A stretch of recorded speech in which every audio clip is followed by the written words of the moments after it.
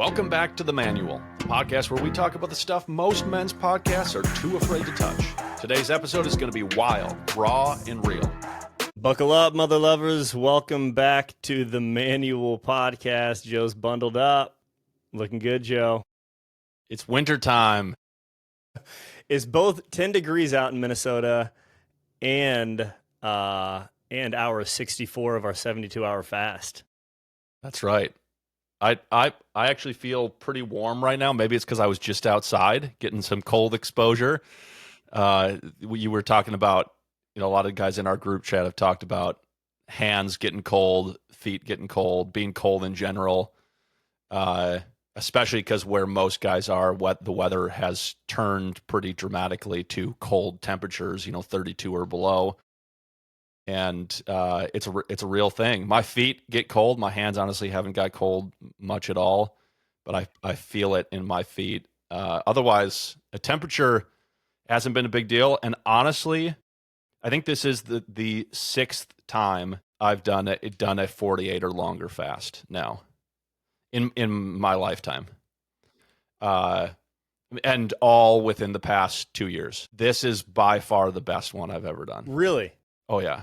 What? Yeah. Put some bullet points. Mostly physical sensation. Yep. It's all been a mental game for me.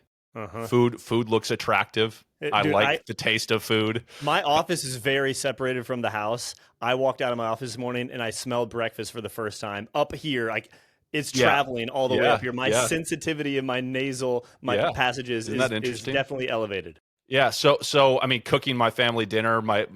Our third kid, Ezra, just had his golden birthday yesterday, so we made him like all kinds of his favorite food yesterday, just to love on him, make a big fuss over him, and doing all of that stuff. Got my kids a pizza on Wednesday night. My wife's doing a training all week, and so it's kind of been a crazy week of picking kids up from my parents and all this sorts of stuff. So anyway, in the midst of all that, just your senses are heightened. You're more aware of it. Like there's hunger, but it hasn't been in previous times. It's been much more physical. My stomach hurts. I'm like have the physical sensation of craving. Like none of that has been here really at all. A little bit last night around dinner time, but other than that, it's been all the mental game. And I've found myself, and we could talk about that today. Especially the importance of reframing through discomfort in order to stay present, but like wishing away time, like oh my gosh, I can't wait till Friday at 6, or the like mental trickery. Yesterday being the biggest one, where I noticed myself thinking thoughts, kind of like where it's like goes from subconscious to conscious, like kind of in a blink. Whereas like I could quit and nobody would know. Right.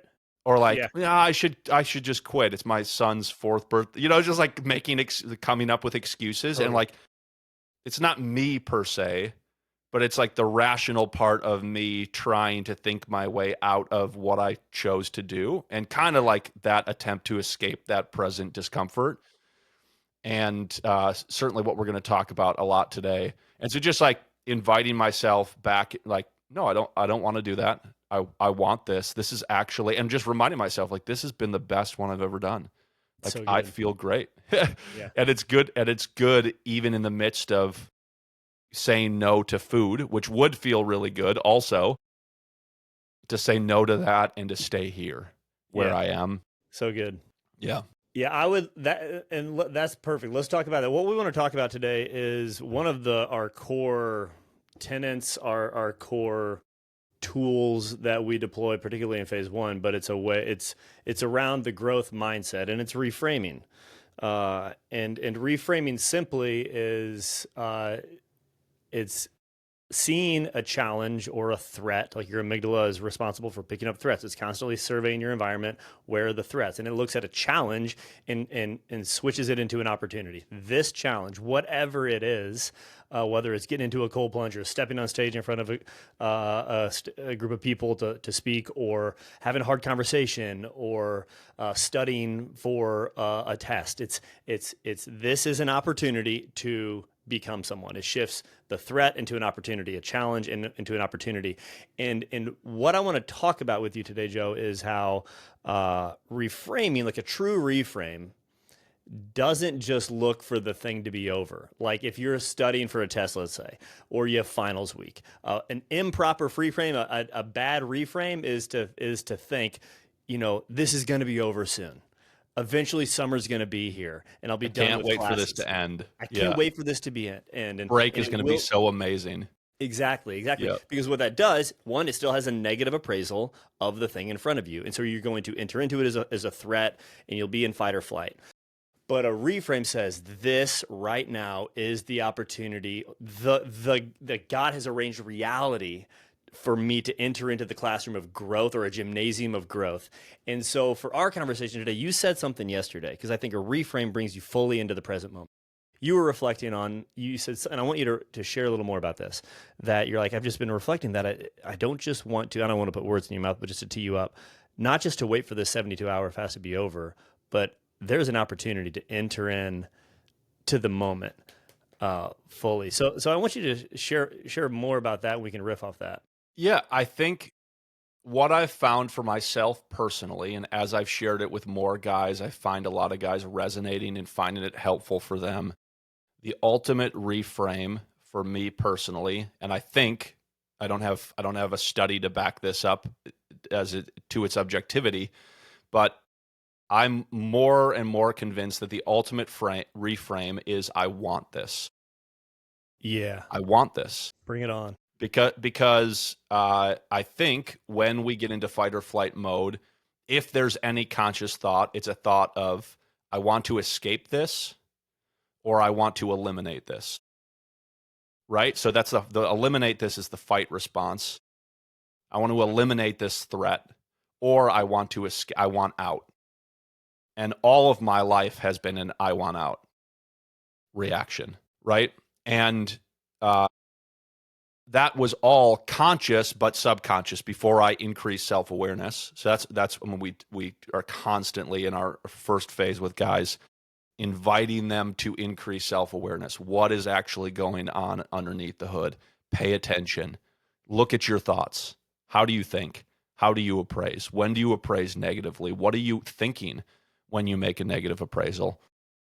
And then to change it. And we encourage guys to, opportunity and practice are words that are scientifically proven to turn on your thinking cortex, your appraisal cortex, this human part of our brain.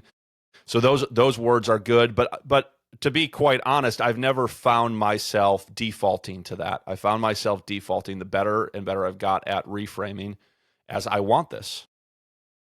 Whatever it is, in conflict, in a conflict or tension with my wife, in issues with my kids, with challenges or setbacks in our work.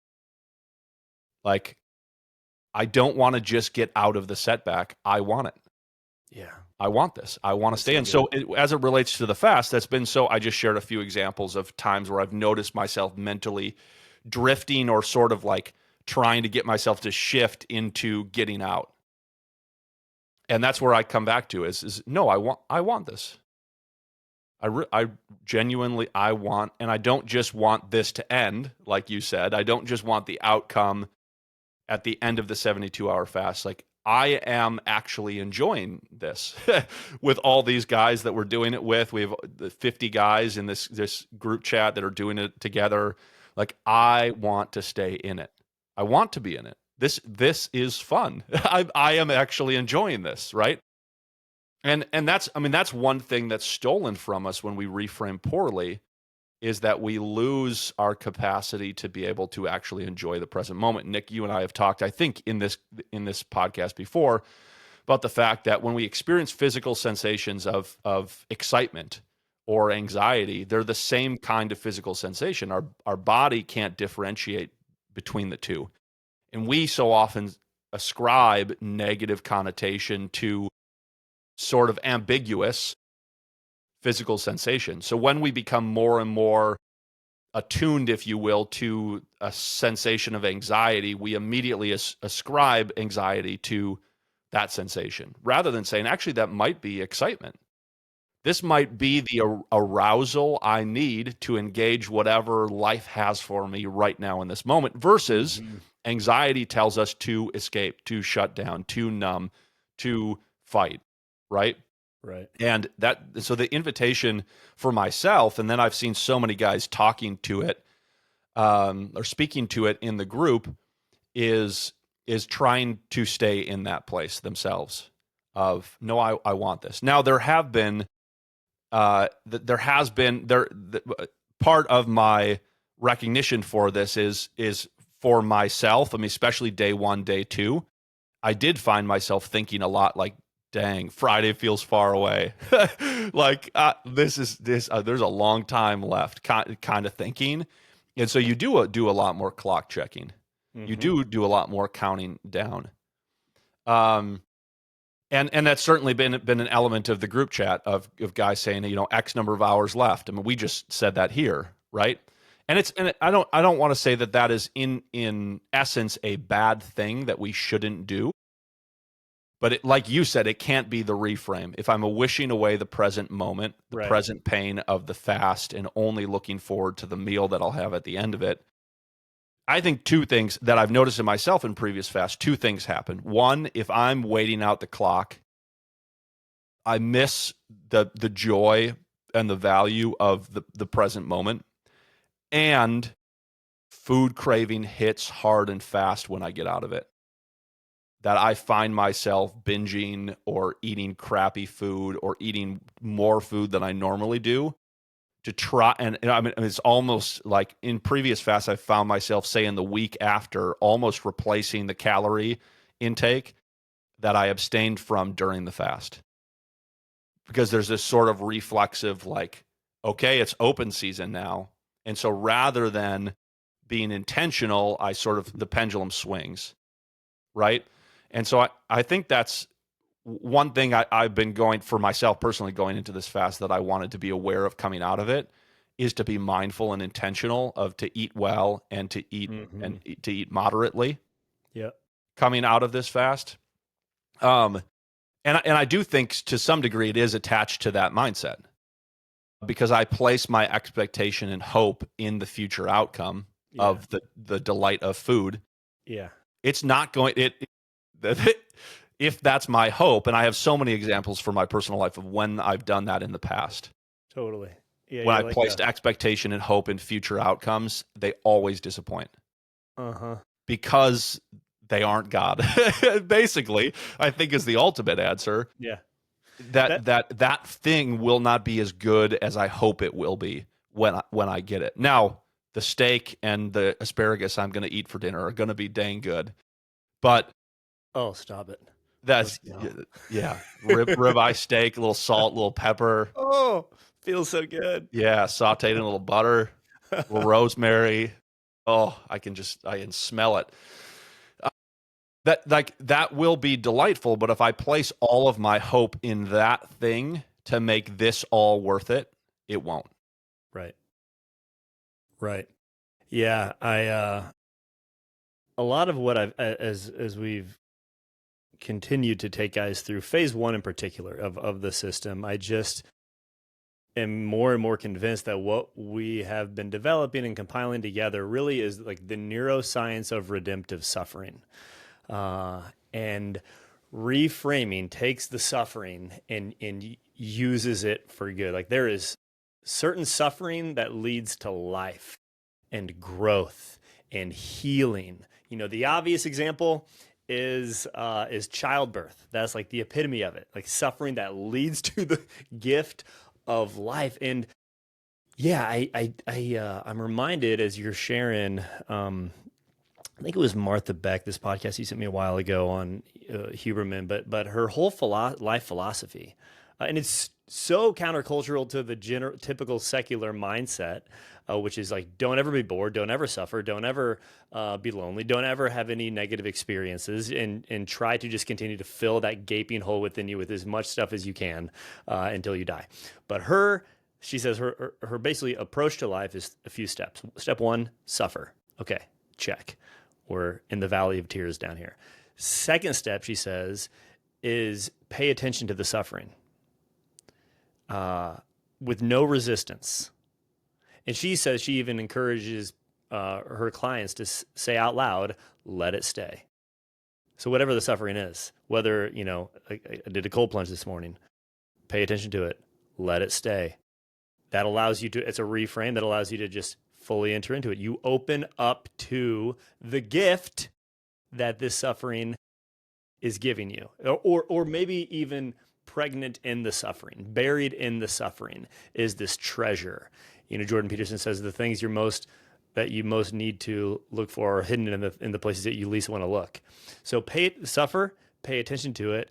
And then third, she says, follow the compassion that is naturally being directed toward that suffering until you find yourself centered in it. Like ultimately follow that suffering to your center, and you're going to find your compassionate self. And this is even the word suffering, like those that have suffered the most in life and learn how to go through it and feel it, compassion, to suffer with, know how to suffer with others. And it builds connection.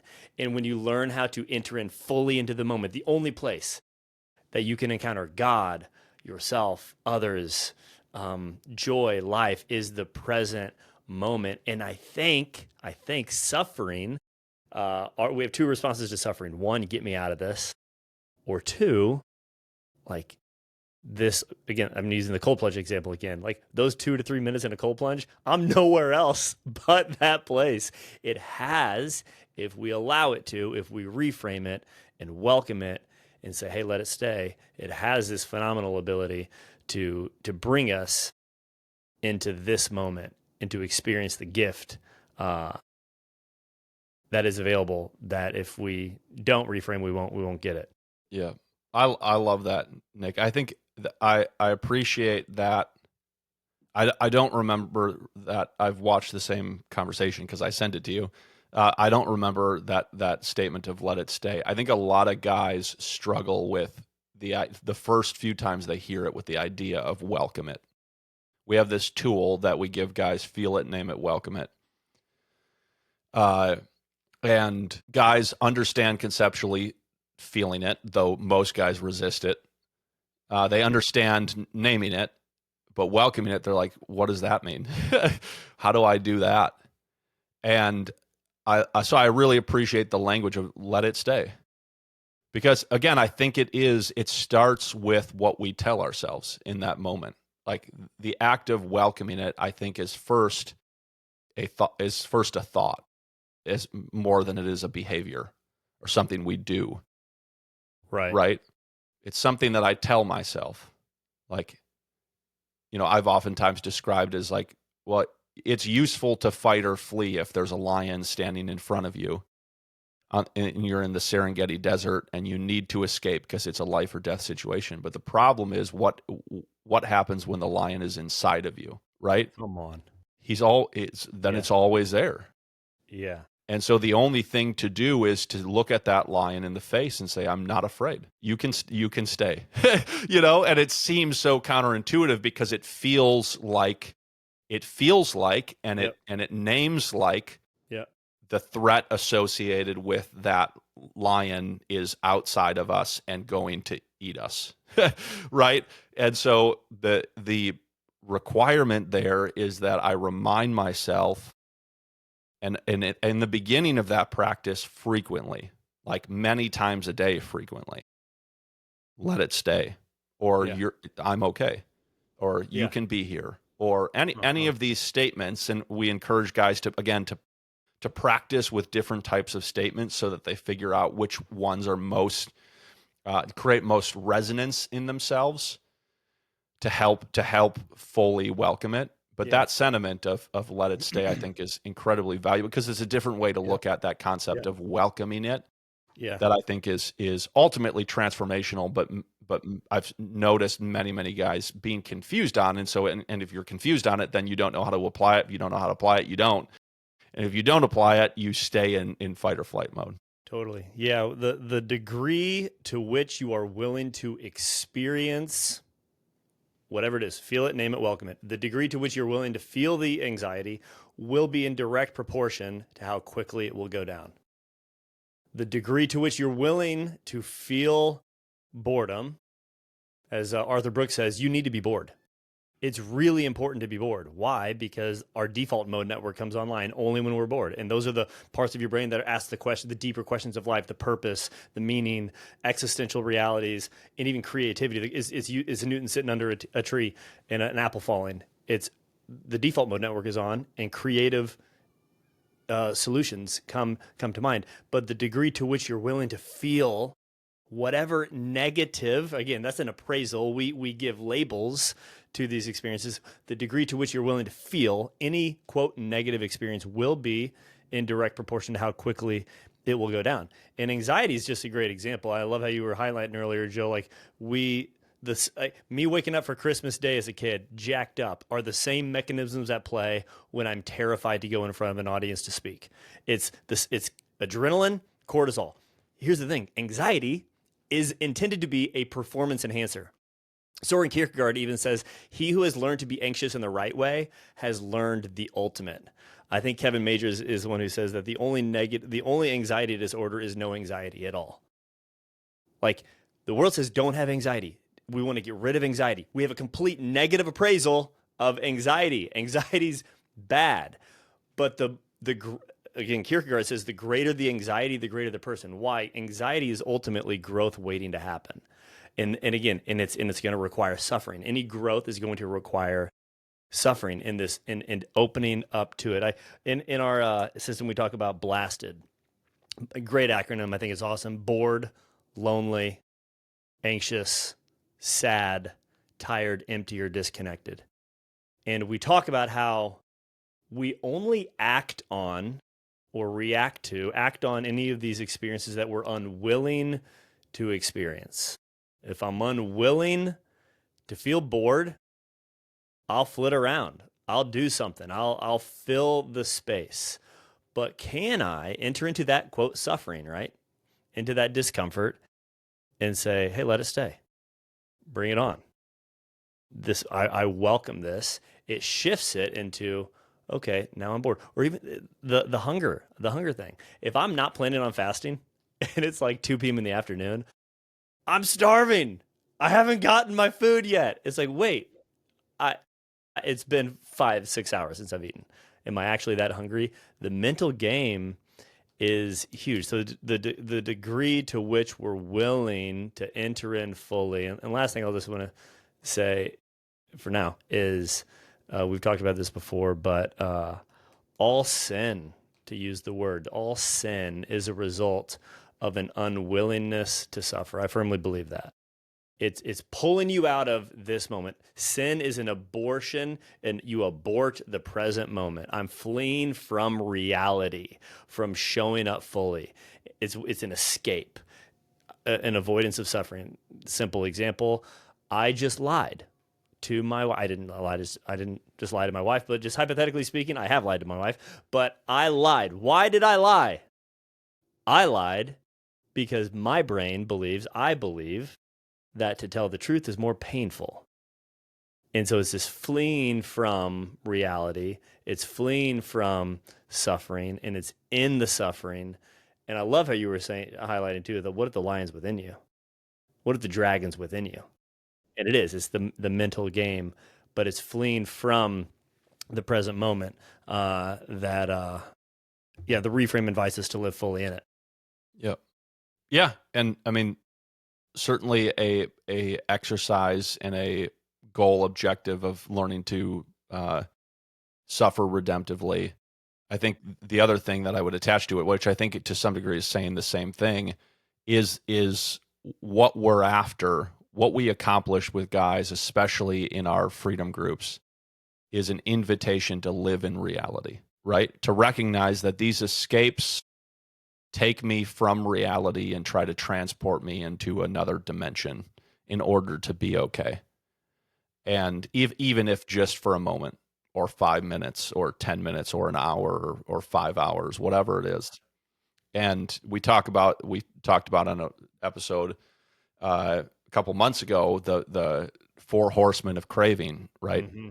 Anger, social media, alcohol, So, I mean, substances is sort of the container, and we include media in that because it's something external to us that we're participating in sexual arousal and acting on that sexual arousal, and crappy food, especially carbs and sugar, which try to take us out of the present discomfort and transport us to a better place. Right? They're tools that we deploy that harm us, but that we deploy for the purpose of emotional regulation.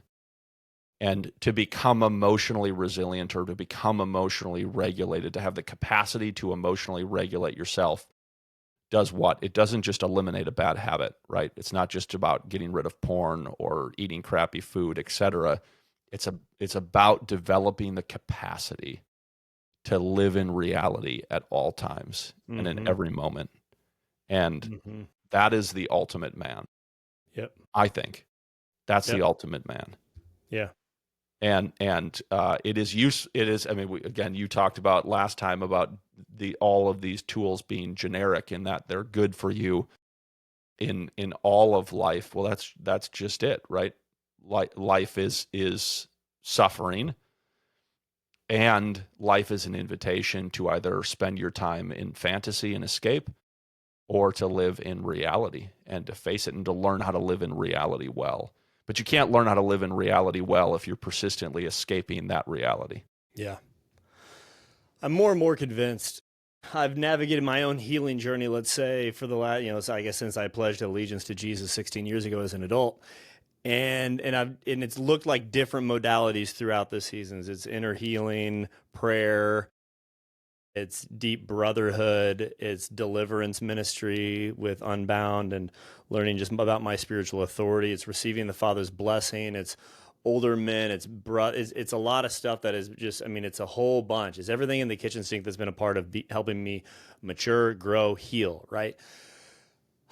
I'm just more and more convinced that, like, what is it? Like, we talk about inner child work with guys, and just why is it that as a 39, almost 40-year-old man, every once in a while I'm sitting in a meeting or something and this feels like I'm an effing 12-year-old kid. Like, what is that? Like, where I just want to get out of that. Like, this 12-year-old boy, like, I just feel like it's like possessing me, and I just want to get out of this moment. Like, that's interesting. Okay, what's that about? Or for some reason, I'm just kind of feeling shame, and I'm feeling really exposed, and I don't want to show up to this party or whatever it is, and I'd rather just go receive healing prayer with me and the Lord, and just let Him heal me. Like, almost like healing to where I don't need anybody. Or like just healing to where I can just, I don't know if that makes sense. It's almost making an idol of healing. And I love, and I believe God's really doing a lot in the healing ministries in the church. But like, what does it look like to heal a memory? You know, when we've talked about the body keeps the score, and like memories are held in our body, and every memory is within us. So what does it mean to go back? Do you go back in time? Certainly it's really important to understand your story so that you can get a proper interpretation and have self-compassion. But like right now, your story is showing up in your life right now as you show up to a meeting, as you're showing up to work, as you're showing up to your spouse and your children and just living in reality. I firmly believe that so much healing, integration, wholeness it simply comes down to paying attention to what you're feeling, and paying attention to what you're, experiencing, and showing up anyways, and living in reality and leading yourself. And then doing it as a son. I mean, Jesus gave us the model. He suffered everything possibly imaginable and never left his sonship. He operated as a son with the Father. I'm not going to leave reality. I'm not going to get out of it. I'm not going to abort the mission. In fact, I'm going to embrace it. And he modeled it. The path is the cross. The pain is the path, as we say. Suffering, discomfort is your teacher. And it's man, once we start to learn, even just the neurology of all of it, how suffering, when we open up to it, it actually heals our brain, our bodies, and showing up.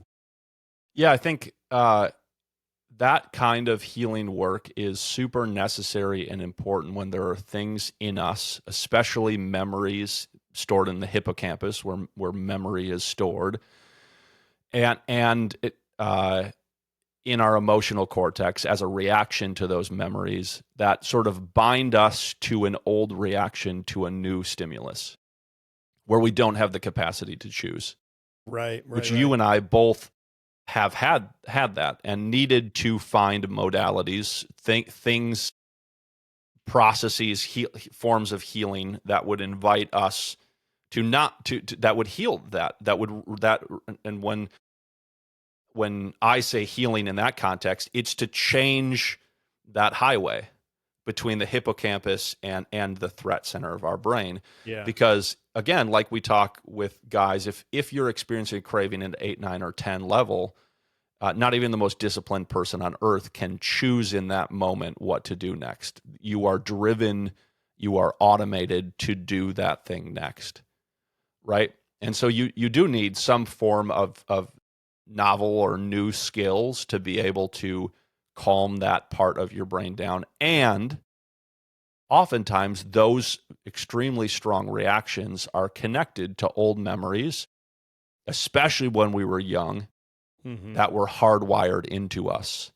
And you need, if you think about the brain like a computer, you need a software update in order to change the hardwiring that has occurred.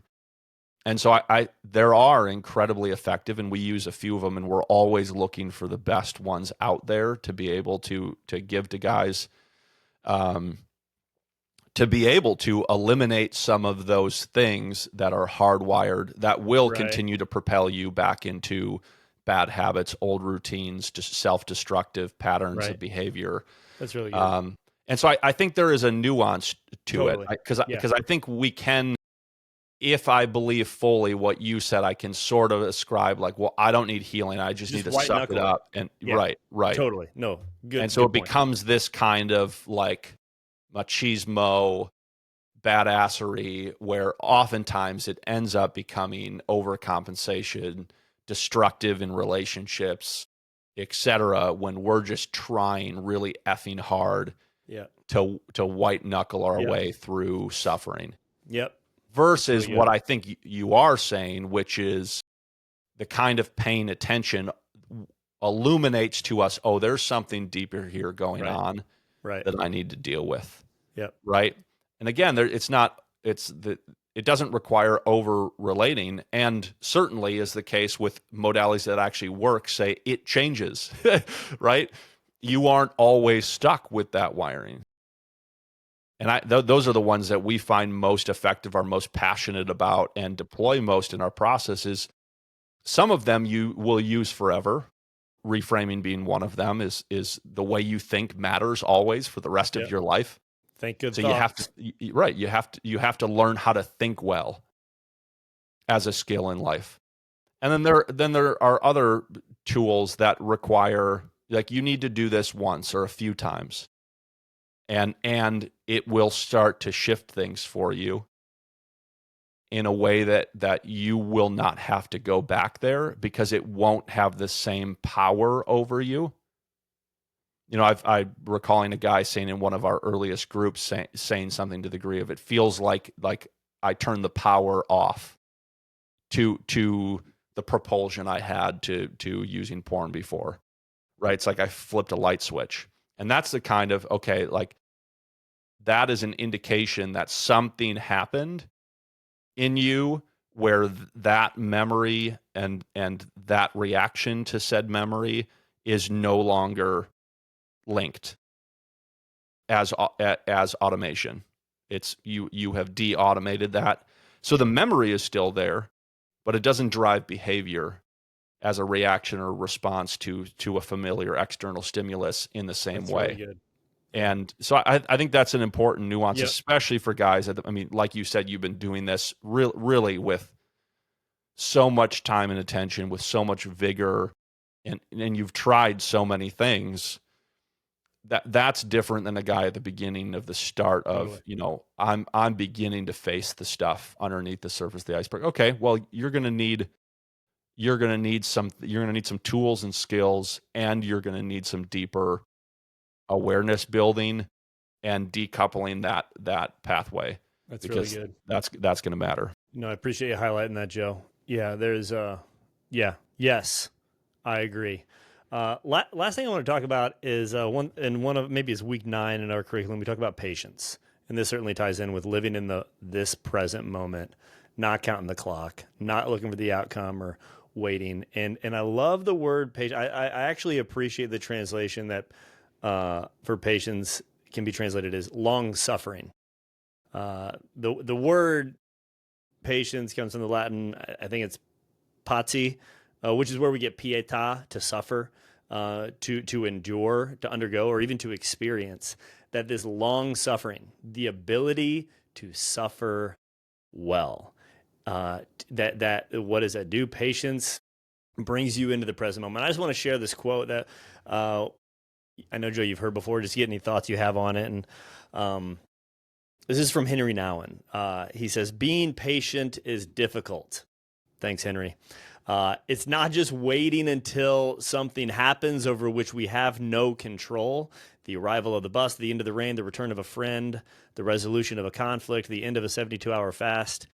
Patience is not waiting passively until someone else does something. Patience asks us to live the moment to the fullest, to be completely present to the moment, to taste the here and now, and to be where we are.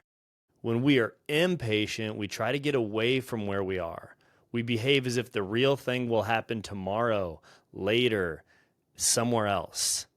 And then he says, be patient and trust that the treasure that you are looking for is hidden in the ground on which you stand. Joe, that's so freaking good. Sounds awesome. How do we live this out? What comes to mind? Yeah, I mean, it goes back to everything. I mean, I think that's the summary of everything we've just been talking about, which is why the virtue of patience is so incredibly important, and then learning how to do it well, like make it practical for ourselves in life, is crucially important. Yeah, that again, I think so much of it comes back to the way that we think. The way that you think, taking the 72-hour fast as an example, I can't do anything about my hunger because I can't eat, right? And so I can feel passive about that. Well, I can't do anything about it. That sucks. Yep. That feels powerless. That feels out of my control. And so I just am resigned to feel hungry, right? Or like take sexuality. I'm horny right now. I want to have sex. I notice myself being sexually aroused, whether that be a physical sensation in your wiener, or a physical, or sort of like in your brain. Like there's a kind of attunement to women in your world around you, or you're noticing things more. And there's a kind of emotion connected to it. Okay, well, are you powerless against that because you can't? Or is there something there? Like he said, is there something that you need to do or to be right where you stand in the arousal, in the desire, right? Yeah. And that's where I think, especially for single men, guys in marriage who for one reason or another can't have sex for an extended period of time, priests, clergy, etc. That developing the skill or capacity to redirect hunger or sexual arousal is incredibly important. So how do I redirect that? Well, I feel it. Well, what do I want to do with that energy, right? Because the reality is that I only have so much energy in a day, right? And most of us are driven sort of reactively, using that energy at least a few times a day to feed more base impulses, if you will. Why'd you stop and get a candy bar at the gas station? Well, I felt like it, right? That we're driven to use energy to fill a perceived need, right? Well, you don't have to. You could redirect, because you have a finite amount of energy every day. You could redirect that energy towards a greater purpose or outcome for which your life is ordered to. Well, what does that look like? Well, it looks like you're particular state in life looks different. Your passions, your hobbies, etc., look different. Well, what do you want to do with that sexual arousal? Well, maybe I want to direct that energy I feel towards the woodworking project I'm going to do tonight after work, or to focus in and apply myself in my job. And that might look like, okay, what do I need to do next? That it might be that redirecting is as simple as, okay, like process thinking. Okay, I'm not going to do that. I'm not going to act on that desire, but there's energy here. What could I do with that energy? What do I need to do next? Okay, I need to work on that creative project that I'm doing that there's resistance to doing. All of a sudden, as I redirect it, I realize the resistance is gone. And there's capacity to be able to engage it because I'm mentally attuned. Yeah. I'm tuned up. I am hyper vigilant to, like what you talked about, anxiety. What's anxiety useful for? You are paying attention, right? You are hyper aware. You're not sort of like laissez-faire, letting life happen. You are locked in on trying to solve whatever it is. Okay, that's useful. You to your point about performance, you are going to perform better if you are aroused, if you will, if you are anxious to some capacity about engaging it. You want to do it well. Well, that's going to make you do it better. Then I don't care, right? And a coping mechanism in work is either overperformance. We're anxious, and so we work too much, becomes sort of workaholics in order to try to get the externals in order and so that we can be okay, or we remove ourselves. We become like whatever about our work. Yeah. We find it just arduous and boring and we become then ineffective to the work because we try to numb out that arousal, that anxiety that would otherwise order us. So I think that's a really important skill to develop that's in line with this thinking is the skill of redirection. And I've seen this in two, not necessarily creative fields, but with musicians in pop culture and with boxers or MMA fighters that I've heard talk about this, where they will abstain from any sexual activity for a year, 2 years, because they are directing all of their energy to a specific goal that they're working towards, a fight they're preparing for, or a project, an album that they're releasing. And they notice, and I think I think they're spot on that using that sexual arousal for sex distracts me from my purpose in this thing. Now, again, there's some nuance there in terms of your state in life, etc. But especially for those that can't act on that sexual arousal and order it to their spouse, I think it's extremely important to think about that. It's like, what's my goal? What process am I engaging with? And what am I aiming for? Because then it becomes easy for us to answer that question. It doesn't become such an internal mental battle of like, what the heck do I do with? Where do I put all this energy? And then you try to start like from scratch there because you have no plan, you have no goal, you're not clear on what your priorities are. It's like, know what you want out of life, know what your aim is, and then direct that energy, that arousal to that aim. That's where you'll find fulfillment in the present moment. That's so good. Yeah, that's really good, Joe. Briefly, just for me, just the when he says, when we are impatient, we behave as if the real thing will happen tomorrow, later, somewhere else. I'm just, how does this play out in my day? I can tell in my day when I'm restless and I start to I'm just super distracted and I'm trying to rush through. My rushing through is indicative of me not being patient. What do I mean? I see it play out, especially in my to-do list, in my email inbox.